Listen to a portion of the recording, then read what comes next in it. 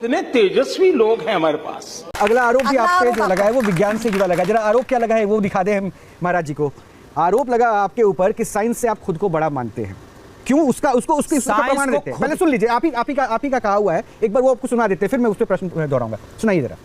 मैं कुछ सवाल दाग दूंगा साइंस को, साइंस चुप हो जाएगा। आप बच्चे हैं, अभी वो बड़े सवाल मैं आपसे नहीं करूंगा, पर बहुत सारे सवाल मेरे पास हैं जो साइंस के पास नहीं है। कोई विज्ञान को जानने वाला यदि मेरे से आए और बात करे, मैं संतुष्ट कर सकता हूँ उस व्यक्ति को, पर वो मुझे संतुष्ट। अब यही समझना, आप साइंस से खुद को बड़ा क्यों मानते हैं? मैं नहीं बोल रहा साइंस से मैं बड़ा नहीं, साइंस से हमारे वेद बड़े हैं। वेदों का बल है ना मेरे पास।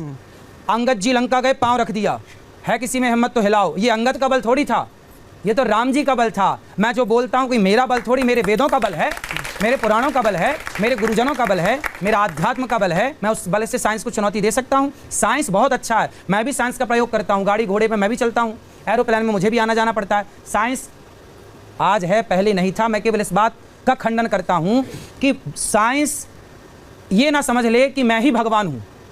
साइंस अपने को ही ना प्रूव कर दे कि मैं ही ईश्वर हूँ। अरे साइंस, आज साइंस है, क्या पहले साइंस नहीं था? ये जो टीवी है, ये जो कैमरे हैं, ये पहले नहीं थे? 5000 साल पहले भी ये कैमरे थे। लेकिन ये तो विकास का पहलू है ना ये। हाँ, बहुत अच्छी बात है। हम ये थोड़ी कह रहे हैं कि विकास ना हो, बेटा विकास तो होना चाहिए, लेकिन पुरानी चीजों को नकारा क्यों जा रहा? हम इससे खिलाफ हैं, क्यों नकारा जाए? भाई आप ये क्यों नहीं कहते? आप कहते हैं कि आज की टेक्नोलॉजी इतनी बिंदास है, इतनी अच्छी। अरे ये कहिए कि ये सब कुछ पहले था, बाद में लुप्त हुआ, फिर बाद में इसे प्रकट किया गया। जब गीता हुई, कुरुक्षेत्र में गीता चल रही थी, आंखों देखा हाल संजय धृतराष्ट्र को बता रहे थे कि नहीं? किस आधार पर बता रहे? क्या टेक्नोलॉजी नहीं थी? गीता चल रही है 200 किलोमीटर दूर, और हस्तिनापुर में बैठे बैठे संजय धृतराष्ट्र को बता रहे हैं। क्या ये विज्ञान नहीं था? मुझे दुख इस बात का है कि विमान का आविष्कार किया भारत ने, नाम लगा दिया राइट ब्रदर्स का, खिताब दूसरे देश के गले में चला गया। क्यों जाए? हमारी जो जॉब छोड़ दूं? मेहनत है, हमारी जो शोध है, भारत का नाम क्यों नहीं आना चाहिए? हम साइंस को गलत नहीं कहते, हम तो खुद साइंस पे चलते हैं। पर इसको भारत खुद से आगे आना चाहिए था आचार्य जी। अनिरुद्ध आचार्य, आपको खुद से आगे आना चाहिए, क्योंकि आप तो कह रहे हैं साइंस को चुप करा देंगे, तो आप चुप कैसे कराएंगे फिर? आपने इतनी शानदार घड़ी पहनी है, आप एक लग्जरी गाड़ी से दफ्तर तक पहुंचे हैं, बताइए। तो फिर ये भी तो आवश्यकताओं का ही तो असर है। मैंने ये कब बोला कि इसकी आवश्यकता नहीं है?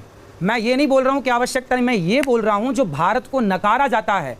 भारत को सपेरों का देश बोला गया, भारत को बोला गया कि ये तो अनपढ़ लोग हैं। अनपढ़? अरे हम इतने पढ़े लिखे थे कि हमारे आर्यभट्ट ने जब 0 दिया तब तुमने आगे की गिनती पढ़ने सीखी, और हमें अनपढ़ कह रहे हो। हम केवल इस बात से केवल दुखी हैं कि हमारे देश ने ही दुनिया को विज्ञान की परिभाषा दी, हमारे देश से ही सारी टेक्नोलॉजी गई। आप जिस व्यक्ति ने परमाणु का आविष्कार किया, यूट्यूब पर वीडियो देखिएगा, जिस व्यक्ति ने परमाणु बम का आविष्कार किया उसके यूट्यूब पर जाकर देखिएगा, उसने खुद कहा कि मैं महाभारत को जब मैंने सुना तो महाभारत में ब्रह्मास्त्र नाम का एक अस्त्र था, उस ब्रह्मास्त्र से मैंने प्रेरणा ली कि ऐसा भी हो सकता है। तो महाभारत से प्रेरणा लेकर उन्होंने परमाणु बनाए। तो बताइए वो परमाणु टेक्नोलॉजी कहाँ की कहलाएगी अब? नहीं, वो तो कह रहे, वो तो ठीक बात है, लेकिन दूसरी बात, एक बात बस ये है कि आपका जो भी हमने बयान सुना ना, उसमें आपने कहा कि मैं साइंस को चुप करा दूंगा। आप चुप कराते हैं। ये बात जो आप अभी कह रहे हैं, ये बात अगर अपने सत्संग में कह देते ना, तो शायद इसका प्रभाव होता। लेकिन देखिए हमारे साथ इतने लोग हैं। हाँ, मैं साइंस के पास पहले जाया जाए, पहले मैं आपको उत्तर दे दूं। जी, मैंने कहा कि मेरे पास साइंस से जुड़ी कुछ ऐसी बातें हैं जो कुछ प्रश्न ऐसे हैं ना बेटा, साइंस के पास उत्तर नहीं है।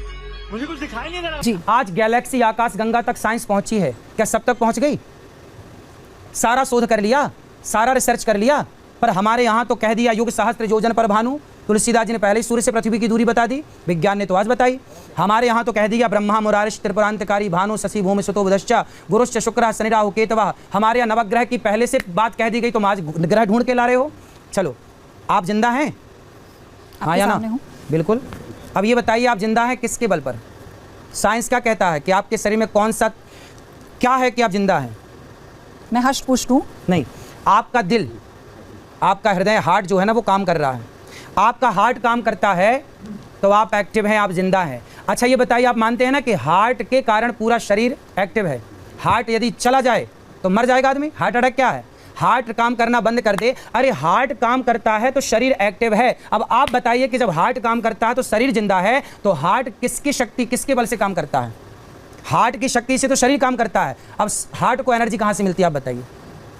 वो तो ब्लड से मिल रही है ना, ब्लड के फ्लो से। ब्लड तो उससे आगे पंपिंग करके जा रहा है ना। आप बता दीजिए ना, ज्ञान तो फिर वही तो, ये प्रश्न विज्ञान के पास नहीं है। विज्ञान इसमें चुप है, अभी रिसर्च का विषय है, रिसर्च चल रही है इस पर। वही मैंने बोला कि आपका बेटा ज्ञान इस पर क्या कहता है? मेरा विज्ञान कहता है कि वो जो हार्ट पंपिंग कर रहा है वह ईश्वर की शक्ति है, ईश्वर की शक्ति से हार्ट काम करता है। वो ईश्वर की शक्ति बंद हो जाए तो आदमी मर जाता है। इन्हीं बातों से तो आपको सोशल मीडिया पर लोग जानते हैं, ऐसी तो बातें हैं जिससे सोशल मीडिया पर लोग मुरीद हुए हैं। आपका एक वीडियो देखिए जरा कैसे चलता है, अगर एक सामने आता है। अच्छा, हमारे साथ कुछ वरिष्ठ भी यहाँ पर मौजूद हैं ऑडियंस में, और हमारे साथ कुछ युवा भी हैं, तो उनका कुछ सवाल है साइंस से जुड़ा हुआ। रोहित, पहले मैं सवाल ले लेती हूँ, फिर अगले आरोप पर आप जाइएगा। किसको लेना है सवाल, बताइए। साइंस की जैसे अभी बात हुई तो हम सब ने एक रामायण देखी है, उसमें एक किस्सा आता है जिसमें हनुमान जी जब लंका दहन करके वापस आ रहे होते हैं तो उनके एक पसीने की बूंद एक मछली के मुख में चली जाती है, जिससे वो मछली गर्भवती हो जाती है और मकरध्वज नाम से उनका पुत्र होता है। एक तरफ हमारे पुराण में लिखा है हनुमान जी ब्रह्मचारी हैं, दूसरी तरफ एक पुत्र है उनका जो कि उनकी पसीने की बूंद से हो गया। तो इस चीज़ को कैसे जस्टिफाई कर सकते हैं साइंस? बेटा देखिए, वो हनुमान जी हैं, हनुमान जी साक्षात शंकर जी हैं। कर्तुम अकर्तुम अन्यथा कर्तुम सर्व सामर्थ्य। हम इंसान की शक्तियाँ सीमित हैं, भगवान असीम है, इसलिए भगवान हनुमान जी के पसीने से मकरध्वज पैदा हो गया, इसमें कोई आश्चर्य नहीं है। बेटा मौज कर दे। नाले में हम डुबकी नहीं लगा सकते, लेकिन वही नाला जब गंगा जी में जाकर के मिलता है तो वही नाला गंगा में मिलकर पवित्र हो जाता है, शुद्ध हो जाता है। नाले को हम शुद्ध नहीं कर सकते, पर गंगा की सामर्थ्य शुद्ध करने की। उसी प्रकार हनुमान जी की सामर्थ्य है कि उनके एक पसीने की बूंद से अनेक बेटा हो सकते हैं। क्या बात है, हनुमान जी तो सर्वसामर्थ्य। वो ब्रह्मचारी रहे या नहीं रहे? ब्रह्मचारी हैं भाई, ब्रह्मचर्य भंग तो नहीं हुआ ना, बात पसीने की है ना भाई, उनका ब्रह्मचर्य तो नष्ट नहीं हुआ, ब्रह्मचर्य तो बना है, पसीने की बूंद से ना पैदा हुए मकरध्वज। तो ये भगवान है बेटा। देखो, अब कृष्ण ने एक उंगली से पहाड़ उठाया, तो क्या भगवान एक उंगली से पहाड़ बिल्कुल उठा सकते हैं? वो भगवान है। ठीक है, एक और तो हनुमान जी है ना, वो सब कर सकते हैं। बताइए। जो एक पहाड़ हाथ में रख के ला सकते हैं, एक हाथ से पहाड़, वो हनुमान जी सब कर सकते हैं। आपने अभी कहा था कि हृदय जैसे काम करता है तो उसकी अभी शोध चल रहा है, लेकिन विज्ञान तो इस चीज़ को स्पष्ट बता देता है कि हृदय के अंदर जो कोशिकाएं होती है, रक्त कोशिकाएं, उन्हीं से हृदय को शक्ति मिलती है चलने की, और उसी से फिर वो रक्त के संचार को शरीर के अंदर करता है। ये चीज़ तो विज्ञान आपको एक्सप्लेन कर चुका है, लेकिन अभी वो कोशिकाओं में कहाँ से शक्ति आ रही है, वो कैसे, वो सारा पार्ट ईश्वर की शक्ति से जाके जुड़ेगा अंत में। जब डॉक्टर कह देते हैं ना कि अब आगे मैं तो ऑपरेशन ही कर सकता हूं, मैं तो इलाज ही कर सकता हूं, आगे भगवान के हाथ में है। अच्छा बताइए, उनको बात कराइए। क्या डॉक्टर ये मानते हैं ना कि मैं कर सकता हूं ऑपरेशन, पर आगे भगवान पर छोड़ते हैं कि नहीं डॉक्टर? वो अपना प्रयास करते हैं, लेकिन अंत में डॉक्टर भी ईश्वर पर छोड़ते हैं कि नहीं? उम्मीद तो सभी को रहती है। हाँ, तो मतलब कोई ईश्वर है ना जो डॉक्टरों से भी ऊंचा है, उसी भगवान से तो हम कह रहे हैं कि हृदय चल रहा है, हम चल रहे हैं, तुम चल रहे हो। आत्मा है, मैं तो ये मानता हूँ आत्मा है, आत्मा से हमारे शरीर को जो है शक्ति मिलती है, हृदय उससे चल रहा है। हाँ, तो आत्मा एक एनर्जी है, एक शक्ति है, वो शक्ति उसे हृदय को और पूरी। अब जैसे आंखों को देखने की ताकत कहाँ से आ रही है, कानों को सुनने की ताकत कहाँ से आ रही है, आपके शब्द कहाँ से निकल रहे हैं, जो आप बोल रहे हैं कहाँ से शब्द निकल रहा है? ऑर्गन से, हमारी बॉडी है ना। वो सारी शक्तियां कहाँ से आ रही हैं? वो सारी शक्तियां आत्मा से आ रही हैं, और आत्मा ईश्वर का अंश है, ईश्वर अंश जीव अविनाशी।